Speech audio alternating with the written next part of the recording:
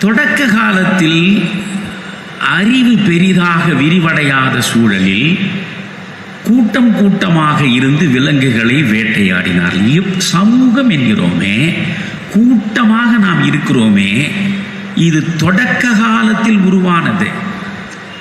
ஏனென்றால் விலங்குகள் கூட்டம் கூட்டமாக வந்துதான் மனிதர்களை தாக்கி கொல்லும். கூட்டம் கூட்டமாக வந்து தாக்கக்கூடிய விலங்குகளை வெல்ல வேண்டும் என்றால் நாம் கூட்டம் கூட்டமாக கூடியிருக்க வேண்டும் என்கிற சிந்தனை மனிதனுக்கு அப்போதுதான் வந்து சேர்ந்தது. புரிகிறதா? இல்லை என்றால் அவனவன் தனித்தனியாக இருந்திருப்பான். அப்பவும் கூட்டமாக சேர்கிறான். கடவுள் என்கிற கற்பிதம் எப்படி வந்தது? ஒன்று, ஆதி மனிதனுக்கு ஏற்பட்ட அச்சத்தினால் கடவுள் வந்து நிற்கிறான். இன்னொன்று, ஆதி மனிதனுக்கு ஏற்பட்ட வியப்பினால் கடவுளை சிந்திக்கிறான்.